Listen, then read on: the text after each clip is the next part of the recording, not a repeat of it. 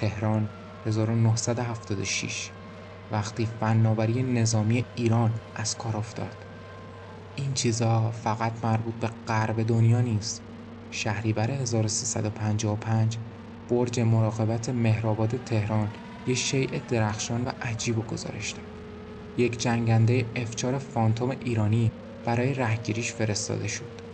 اما وقتی خلبان نزدیکش شد، همه دستگاه‌ها و ارتباطات جنگنده از کار افتاد. به محض اینکه اون جسم دور شد، همه چی دوباره درست شد. این واقعه اونقدر جدی بود که یک گزارش رسمی از طرف نیروی هوایی ایران برای آمریکا فرستاده شد و به عنوان یک مورد بسیار معتبر طبقه بندی شد. شما با رادار ما رو داری؟ تمام دستگاه ناوبرمون از کار افتاده. من احتیاج به رادار دارم. از شما میخواین دیگه تعقیبش نکنید. بله، چون با سرعت صوتم بهش نمیرسم. دستور چیه؟ چیکارش کنم؟ بله، فقط مشخصات شما از نظر اینکه تایید بشه حرف ما، شما اینو تایید میکنید. بله کاملا. رنگای سبز، قرمز، آبی و نارنجی داره و داره به سرعت از من دور میشه. خب پاشه شماره 1 شما الان چه ارتفاعی دارید؟ در 25,000 پایه شرق تهرانه.